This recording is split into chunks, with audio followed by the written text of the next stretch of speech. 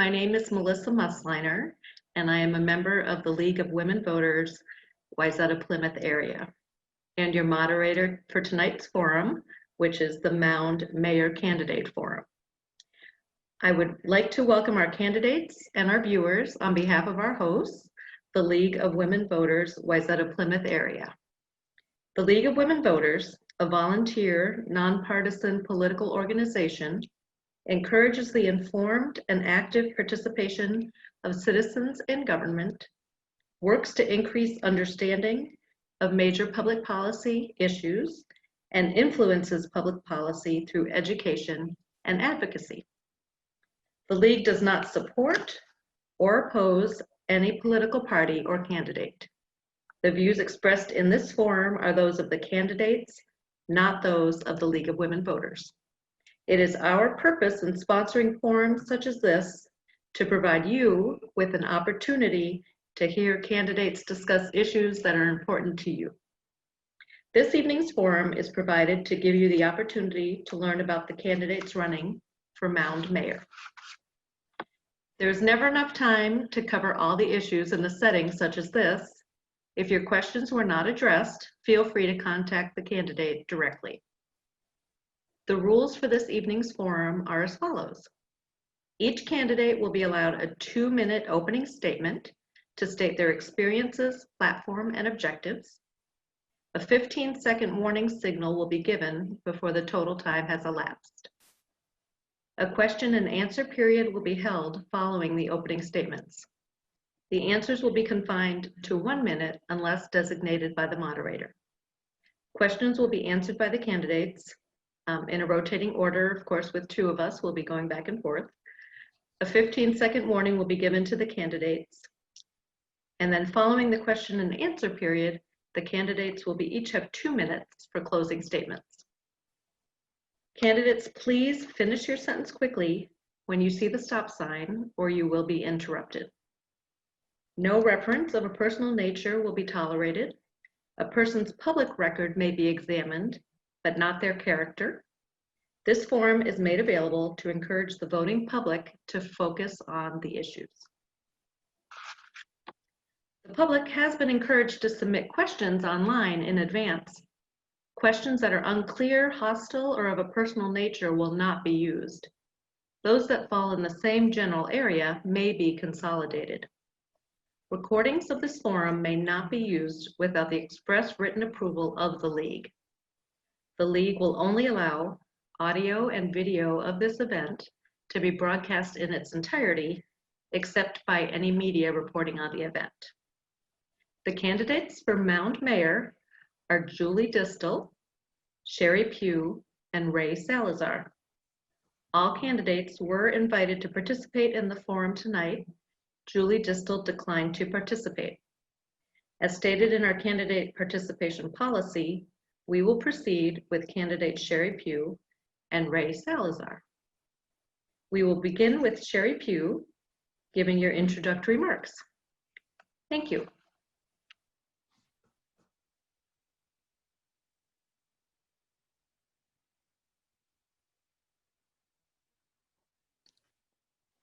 Can you hear me? Okay, good evening. My name is Sheri Pugh and I'm running for mayor of Mound. My family has lived in the Mound area for over 55 years. So I've seen this little, what was a village in the 60s, grow into a wonderful small town. I've seen the many transitions that the city has gone through. And during that time, I was kind of moving around the country and Minnesota doing community building in other neighborhoods. But now I'm home and I want to be a part of a successful, sustainable Mound, a thriving community for all. And I hope I can get your vote after this event. Thank you. And now Ray Salazar. Good evening, and thank you for tuning in tonight and watching this. My name is Ray Salazar. I am the incumbent. I have served as your mayor for the past 2 years, starting in 2018, or elected in 2018 and seated in 19. A little bit about me. I am a 28-year resident. I am married to my wife, Debbie. for 26 years, and we have a sweet little girl that's 14 years old, and her name is Crystal. I am a Subway franchisee. I own and operate 2 Subway restaurants. I have done this now for the past 30 years. I am familiar with business and what it takes to make a business successful and make a profit. Our town, Mound, is a lovely little town. Before I go there, I'm originally from California, and I've had the opportunity to live in many, many places across this great nation, and was transferred many times. And I got the chance to come to Minnesota and did so, and bought a home in Mound in 1992 and fell in love with Mound. But our town is, of course, as we know, is right on the shores of Lake Minnetonka. It's 90% developed, largely residential, but critical to our future is redevelopment, specifically commercial. As your mayor, we've had many successes and accomplishments. We've done road reconstruction. We've improved and continue to improve our infrastructure, parks, capital improvements, and equipment. We have refunded bonds, saving the city taxpayers $4 million. We have streamlined and balanced the budget with an average levy increase of 1.92%. We have implemented a long-term financial plan, and we have a strong police service and a great fire department with all brand new equipment, and our fire department will be paid off next year.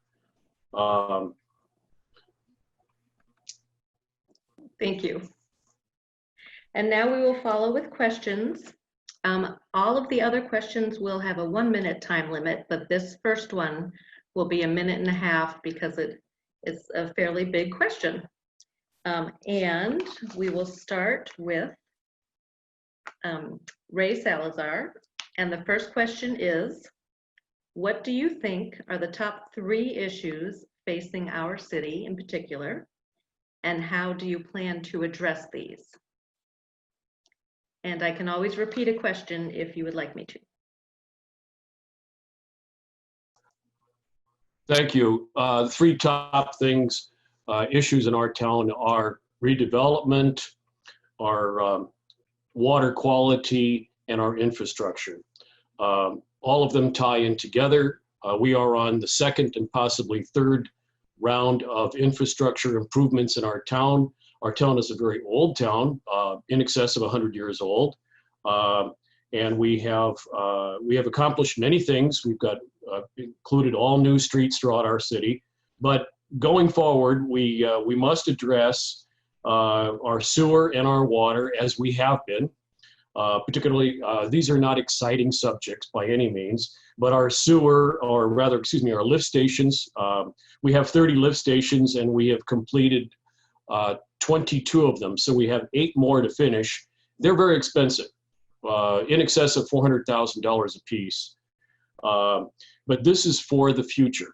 The only way we're going to have the other items being redevelopment is if we have a good, strong infrastructure. And it's all an investment for the future. With our long-term financial plan that we instituted in 2018, actually 17, and implemented it in 18, we're accomplishing this. And then redevelopment, I am working on redevelopment and will be establishing an economic redevelopment committee consisting of citizens from at large as well as council members. And I will say I appreciate your promptness and stopping when you see the stop sign. Going forward, please know that you are welcome to finish your sentence. And we'll just wait until that sentence is done. So thank you. And now Sheri Pugh. Well, I agree with Ray that infrastructure is a critical issue in the town. And the previous councils, of which I've only been on for 2 years, have really taken on the task of that work. They've created a well-developed plan, the streets are in, and now the next line is taking care of the sewers. But there's another infrastructure that's really important to us, and that's our environmental infrastructure. We love being a lake community. People see that as the real jewel, and when people move out here, they say, well, I moved out here because it was a small town and a beautiful lake. But I do remember when that lake was contaminated and had high phosphate levels, and we worked on cleaning it up. And it was clean, but we're having some new environmental challenges with it.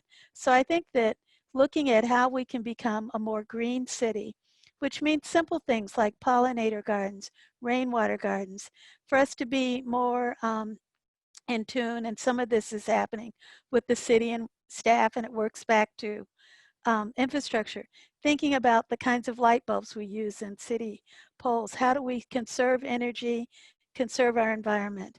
And then the third thing would be obviously looking at the redevelopment or bringing new businesses, but first supporting our existing businesses in Mound.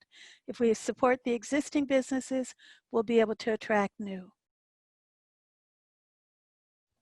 Thank you very much. And now our second question, what are your budget priorities? And we will start with Sheri Pugh.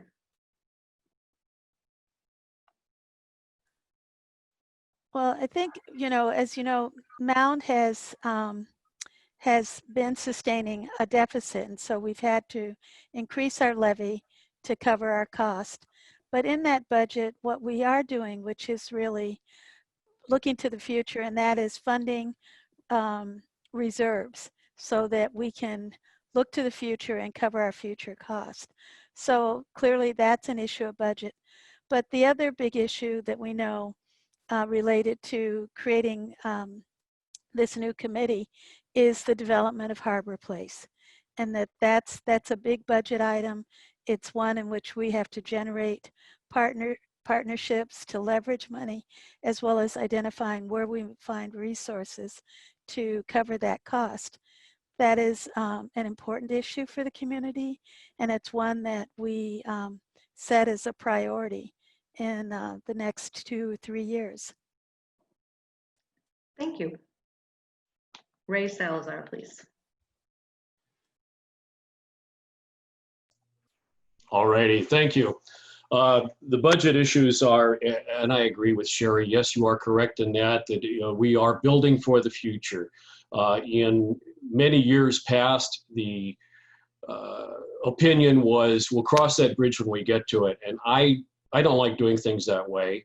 That was not the previous council's mentality, and that is not our mentality. But that goes back, pardon me, many, many years. We'll cross that bridge when we get to it. I believe in building for the future. We are, it is our responsibility as good stewards of this city to prepare for the future so that we will not live forever, but our legacy is our family and our city.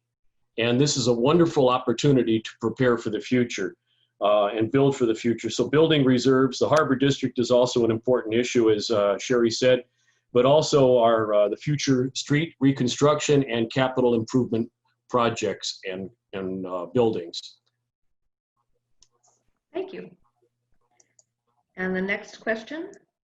Recently, the City Council denied the rezoning request for a 102-unit apartment complex at Commerce and Shoreline, the heart of downtown. What is your vision for the revitalization of that important part of downtown Mound? And that will be Ray Salazar to start, please. Well, yes, you are correct. And we did, as a unanimously as a council, decline the redevelopment of Commerce Place. Commerce Place is just the name in itself means commerce. We felt that it was not the correct use for that property. We felt that right in the middle of downtown on one of the four corners at the center of our city, it is not appropriate. And we can do better. We want better, we need better, and we deserve better. And looking again for the future and an investment for the future, I think that the shopping center needs to either lead, follow, or get out of the way. Lead would mean fixing up the center and getting new tenants in there. Follow would be doing just as they have been, which is very little marketing, and getting out of the way would mean selling it to a serious shopping center owner. Okay. I guess that's it. Sorry. Thank you. And Sheri Pugh. This really is a big topic. As Ray had said, we did vote to not accept the proposal. When the developer first came, one of the questions I asked him is, what are you going to be as a community partner? And I think that that may be the first step. Yes, the property is privately owned, but the developer really didn't. They listened somewhat to the community, but not completely to the community. And in their response to the development proposal they presented to us, it was not one that reflected any true listening to the community or a plan that was really helpful. I think there's an opportunity. We know that retail is not potentially the thing that would come there, but I think there are other opportunities. Like, what about talking with the county and doing a shared project with the county and relocating our library? Or what about taking our historical society and building them space there? So I think that there's still opportunities with the partner to develop that site, but not in the way in which they presented to us. Thank you. And your next question. The city of Mound continues to grow. This growth, including additional housing and development, impacts infrastructure, schools, and traffic. If you are elected, how will you balance growth with the importance of keeping Mound a great place to live and protect green spaces at the same time? And we will start with Ray Salazar.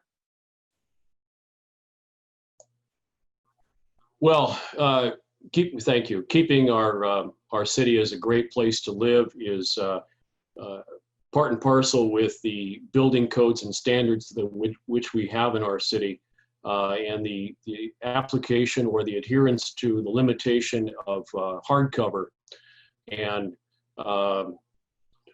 where if you're building a new home or if you're remodeling a home. Our infrastructure, we are building and have been building all for the future and oversizing, not just for today's use, but for the future. So in the sense of putting in new sewer lines, again, not a very exciting thing to talk about, kind of dirty actually, but nonetheless, we have oversized those and made those applicable so that we can accommodate future growth. And I suppose I'm just about out of time, right? Yes. All right, then. Thank you. Thank you. And Sheri Pugh. Okay, so the growth of the city and taking care of the environment, I think this is where we look at, one, our city is like 95% built. So it's not that we have a lot of land left to build new, but what we do see happening is older homes being torn down, lake cabins being torn down, and as Ray alluded to, larger homes being built. And creating standards like telling people to consider creating rainwater gardens so they retain the water from their roofs in the rainstorm on their site versus letting it run into the street and then into the sewer system and then into the lake are things that we can do to help prevent. There are cities around the state who are in the Green Step program. And I think that we could adopt the Green Step program and start looking at environmental remedies to make our city a sustainable, livable community. Thank you. What sources of funding would you seek to improve Mound's trail and park infrastructure? Please be specific. And Sheri, we will start with you. Wow, those are difficult funds to raise, but you know, I always believe that what you do is you start at home first. And so I think that we'd have to look to our own community as to what can we bring to the table and leverage with other funds throughout to make that happen. We have the wonderful trail. I said that Dakota Trail traverses through our city. We are the epicenter of that trail. What we need to do is match up other pedestrian walkways that link to that, or even expand and link to some of the outer walkways that exist in the area. but I used to work in philanthropy, and so I'm not afraid to go to foundations and do what they call polite begging for resources to do that. And that can bring in the kind of money we need to make these things happen. And we can also look at how to leverage it against economic development opportunities that we might be able to bring to the community. When I worked in Minneapolis, I did 4 what they call pocket parks. So I've built parks before, and I've done reforestation. Thank you. And Ray Salazar, please. Could you please repeat that so that I make sure I get it correct? That question, please. Yes, of course. 1 second, please. What sources of funding would you seek to improve Mounds trail and park infrastructure? Please be specific. Okay. Thank you. First of all, the Dakota Trail, as we know and we love, is not ours. Many people think it is ours, and it is not. We have no jurisdiction whatsoever over that. That is Three Rivers. However, it is a lovely bicycle trail, and I think it's 400,000 people a year use it. So it's great. As far as funding for our parks, we have some 34 parks in our city. Many are, you can't tell they're a park. They're kind of more wild and just wild. Okay, lots of trees and overgrown. At any rate, as far as funding those, we're almost running out of time. We of course, our taxes take care of that, and then I have no problem with asking for money either from anybody else or any other government agency that might have those funds available to them to help us with that. But otherwise, I'm sorry, I'm done. Sorry. Thank you. Now we'll move on to our next question. What measures, if any, would you support to make more affordable housing available in Mound? And we will start with Ray Salazar.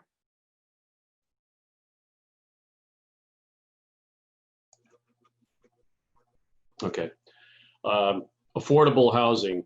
Well, of course, as maybe you do not know this, but previously the city of Mound owned what was called at the time Indian Knoll, which was affordable housing through HUD, and that was opened in 1968. We later found out and determined as the years went on that at approximately 2013, that this was not a good, we were not good stewards of this. We didn't have the funding, and so we sold the property to Aon Corporation, and they are a large corporation that specializes in this. And as I see it, they have done a good job. There's always areas for improvement, but I think that they have remodeled the entire building and then also added some townhouses out back, and it's very, very nice. And so I think they have done the job very well. Not to mention, we also organically have a lot of affordable housing in our town. Thank you. And Sheri Pugh. Affordable housing is always a very touchy subject in many communities because, people will say, not in my town. We have what is called naturally occurring affordable housing throughout the city, and it's privately owned by individual investors who've built duplexes and single-family homes and rent them out, and some of their tenants have subsidies and others are, I guess, rented at a level that is affordable. Given that we don't have that much land to build new affordable housing, we really are limited in what opportunities there would be to develop new housing. I think that our role as a city is, though, that we need to be stewards and ensure that those individuals who are providing affordable housing in our community are doing a good job at it, and that they're keeping them safe and not only just affordable, but that they're well-maintained properties in our community. Thank you. And now your next question. How can Mound partner with surrounding cities to improve and share services? And we will start with Sheri Pugh. Okay. Well, we already have one example of that, and that is with our police force, where we are utilizing the Orono Police Force, and our fire department also services other cities in the area. So we have those two municipal activities, but there are many other opportunities. We share a school district. While Mound has the majority of the students in the West Tonka School District, you know, Orono and Minnetrista also send students Spring Park, Maple Plain. And so we have those pieces in common. Now, are there other opportunities? Yes, there can be an abundance of opportunities, but I think that what that requires is we need to sit with the mayors and councils of the other communities around us, have that conversation about what do we share and what can we do in common that will benefit us all and save us cost in operating, because one, we're all small cities, and so we all struggle for getting the kinds of resources and finances to make our cities even better. Thank you. Ray Salazar. Well, short of saying ditto to what Sheri just expressed, it is much the same. Of course, I had the opportunity as a councilman previously to participate in the merger of our police force with the Orono Police Force, and that has proven to be very successful. We have more coverage, and it's better. The same thing goes with our fire department. Our fire department is award-winning. I think it's like number 3 in the state as far as a volunteer fire department. We've been very successful in that, and we do a great job of serving the surrounding communities. Part of my platform is just that this year for my reelection is that I will require that we collaborate with surrounding cities to participate any way possible for shared services and cost savings and efficiency. Thank you. You both mentioned the police department, and the next question pertains to the police department.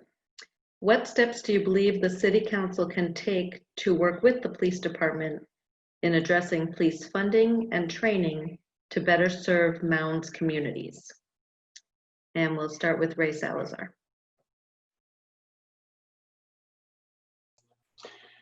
Well, we have a wonderful relationship with Orono Police Department, and I sit on the police commission as well with another council member, Mr. Bergquist. They are, I would have to say, in very simply, that they're a very well-run organization. They know what their needs are for the future, and presently and in the future, be it body cameras, be it squad cameras, specialized training, continued training, so that they are taking care of situations as best as possible. But otherwise, whatever they come to us and ask us for, we usually approve. They are doing a fantastic job. I can't think of any other way to truly improve upon what they have already. They are really a fantastic police force, and I fully endorse them. Thank you. Sheri Pugh.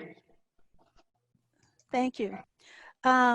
Well, obviously, the police force we use for Mound is the Orono Police Force, but as a community that's surrounded by the town of Minnetrista, our residents also may encounter experiences with the Minnetrista. So it does require us, I think, to always kind of touch base with Minnetrista, even though we don't have a financial relationship with them, but our residents can have an experience with that police force. In any police force, we know that our populations are changing, and it's not just about cultural diversity.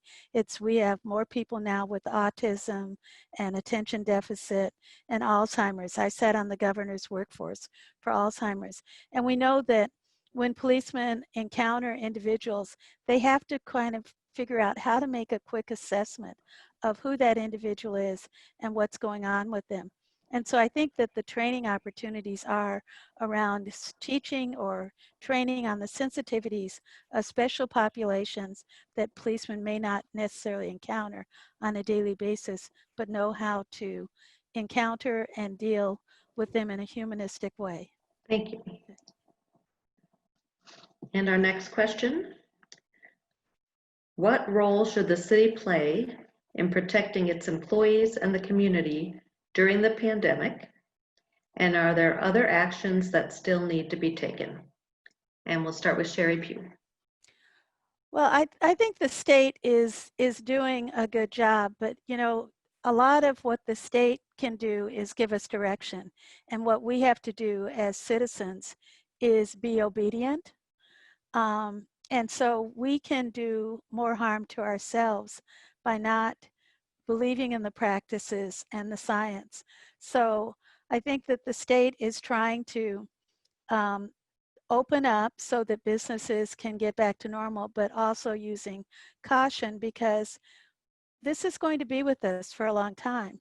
I teach a small business class for a nonprofit in St. Paul, and in my class, I have to talk to these new entrepreneurs about the fact that they have to prepare for opening their business in a COVID world, you know, even after it's over, because nothing will be the same, but we have to learn new practices. So just like we're learning to wash our hands for a longer period of time and rub in between the fingers, we may need to learn to wear masks more and to distance ourselves socially. And so I think it's using the guidance of the state and being obedient and caring for each other. Thank you very much. And Ray Salazar, please. Well, thank you. The C-19 pandemic has been burdensome and has been catastrophic to our entire country. When we entered shelter in place, we immediately, as far as the city is concerned, we had to adhere to it, and we closed down the city for pedestrian, for lack of a better term, traffic.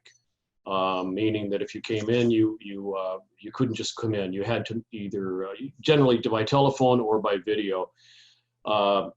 We're adhering to all of that at the city and in all facets of what we perform at the city, or staff does.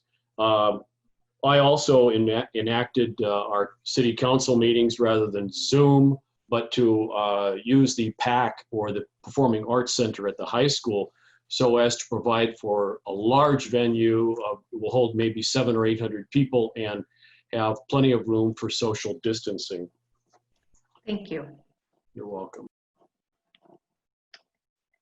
Our next question: what actions, if any, should the city government take to address any current or future racial or gender equity issues? And we'll start with Ray Salazar.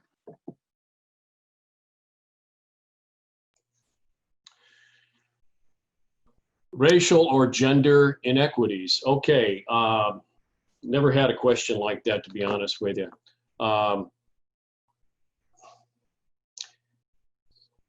You know, I think that our society, just in my short lifetime, has evolved considerably and has become far more tolerant of issues such as these that may prevail. And I think that it has been stepped up with the recent turmoil that's taken place in Minneapolis due to a heinous crime, and then of course the subsequent rioting. But you know, that is more of a social item, and I don't think that, I think that's something that has to organically occur from everyone from their inside out. I don't think that that's something that can be mandated. I think that guidance can be given, and I think our country is doing a very good job of that right now. Thank you. And Sheri Pugh. Thank you. Well, you know, I think that first of all, as a city, we should not tolerate discrimination of any kind. and that one of the things, when someone feels that they've been discriminated against or treated unfairly because of their race or gender, our role is to listen to them, to not pass judgment, but to listen to their story and then follow up and do the actions. Now, obviously a city has staff, and so, your first call is going to be with your staff, but there may be incidences within the city that occur. But I think that the issues of gender and race are more in my generation than they are with our youth.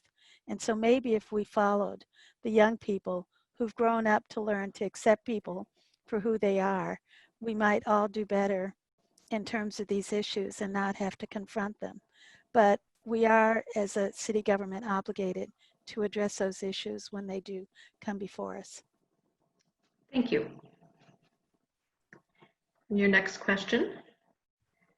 Please describe a situation in which you have successfully reached a solution to a difficult challenge with those who started with opposing positions.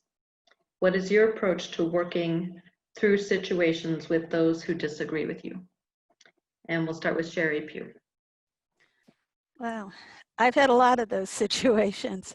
But I'll talk about one that when I was working in North Minneapolis, the University of Minnesota wanted to bring a world-renowned professor to the community to set up his laboratory for testing and doing research on child maltreatment. It caused an uproar in the community. People felt that their children were going to be used as guinea pigs, and people stood on the streets and got signatures of 3,000 and 4,000 people against the project.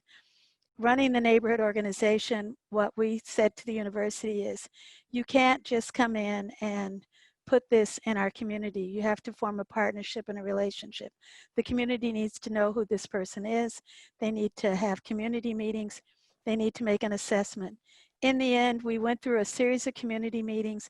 We did organizing. People got to meet the individual, and we took a community vote. And guess what? After all the protest against it, people were in favor. And as a result, now North Minneapolis has the University Outreach Engagement Center on Plymouth Avenue. Thank you.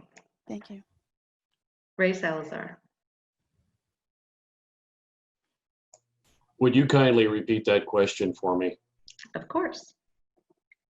Please describe a situation in which you have successfully reached a solution to a difficult challenge with those who started with opposing positions. What is your approach to working through situations with those who disagree? Thank you. These times that we're in right now are very divisive, and for various reasons, and we can point fingers all day long. And I think that that's the biggest problem, is just pointing fingers. I'm a firm believer that not all of the answers are on one side. They're not on the right and they're not on the left. And in fact, a simple analogy that I use with people that are that I find myself in disagreement with is that, of course, in the United States, this is a free country and we're all entitled to speak as we wish and have our own feelings politically, personally, or otherwise. But it takes two hands to wash. You can't wash with just your left or your right hand. In order to get the job done, you need two hands. You need a left and a right to wash your hands together. Thank you. And now this will be our final question. And then after this question, we will have your closing statements. And this question is there an issue that wasn't discussed in this forum that you would like to address? And let me repeat that. Is there an issue that wasn't discussed in this forum that you would like to address? And we'll start with Ray Salazar.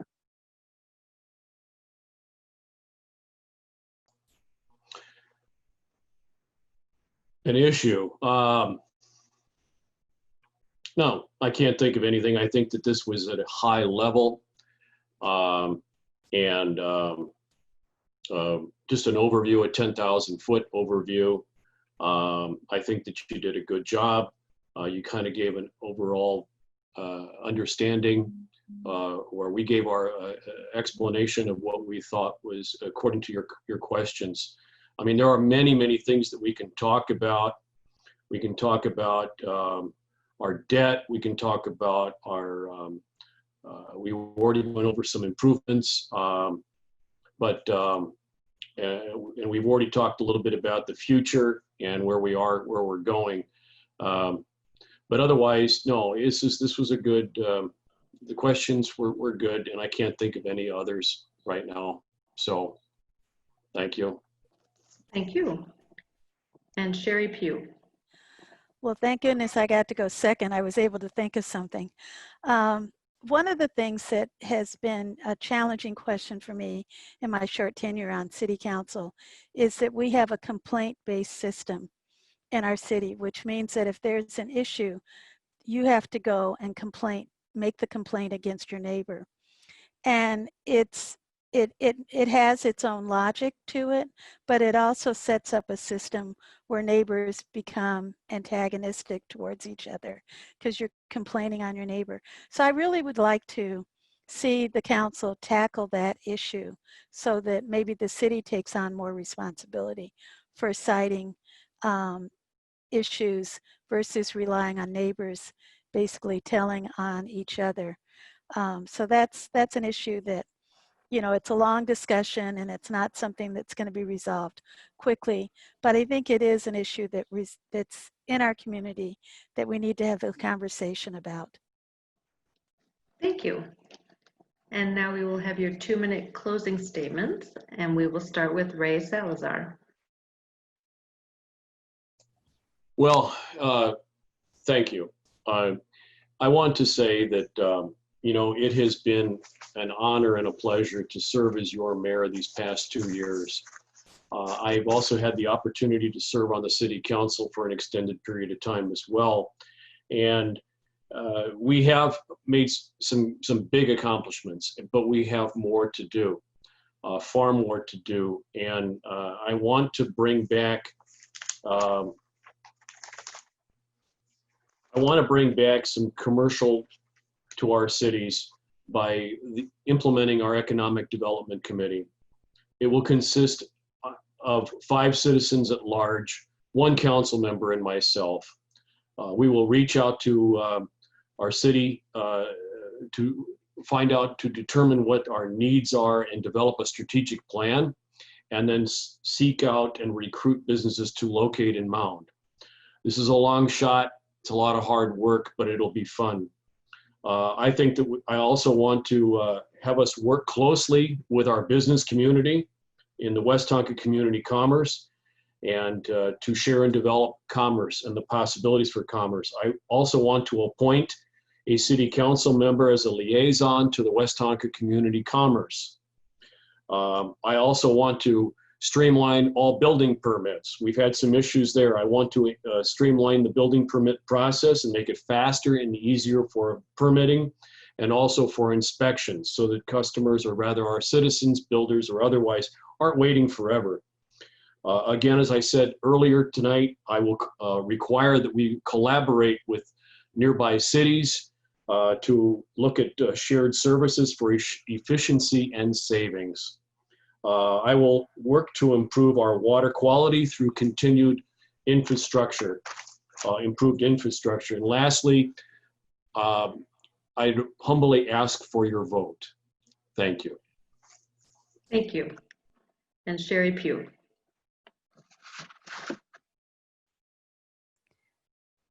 Okay, can you hear me? Okay. Well, good evening. I have served 2 years on the Mound City Council and had a family history in this town for too many years. But what I'd like to do as the mayor of your town is to work towards making it a town that services people 8 to 80.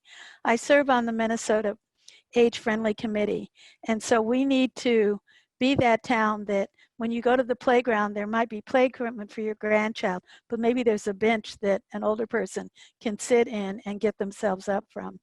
Those are simple things, but it's important because when you look at our demographics, we are split and we do have a significant older community. I want us to talk about businesses. Residents come to the council and constantly say, we want more businesses in our community. I think that we've set a good example during COVID-19 because we were home and we weren't driving our 20 miles to work. People shopped more in Mound. We used our hardware store more. We did our grocery store, our drugstore, the businesses here, and they've done well. It's a little different for the restaurants, but even in the restaurants, people made a point of, let's order food from our local restaurants. I want to institute a Buy Mound program. Let's be really committed as a community to buy first in Mound and help our businesses succeed. If we show and demonstrate that we're a community that's committed to our own economy, then other businesses will want to come here and they'll be glad to talk to the Economic Development Committee that Ray's talking about. We need to look at how to improve our gathering spaces. Harbor Place is a place that people really want to see developed. We need to celebrate our history and understand that we are a destination community. We just haven't realized it yet. And finally, to value our environment. And those are the reasons why I want you to elect me as your Mound mayor. Thank you very much. This concludes the Mound Mayor Candidate Forum. Thank you so much to the candidates, the League of Women Voters, volunteers, and those viewing this event on cable and video for participating in this candidate forum. Thank you to the City of Mound for supporting this event, and to the Lake Minnetonka Communications Commission, or LMCC, for recording tonight's forum. On-demand viewing can be accessed at www.lmcc-tv.org, as well as the League of Women Voters Wayzata Plymouth Facebook, Twitter, and Instagram pages, and on our website, www.lwvwpa.org. Please remember to vote in the November 3rd general election by absentee ballot or in person. Remember that your vote is your voice. The League of Women Voters welcomes new members, both women and men, at www.lwvwpa.org. Thank you and good night.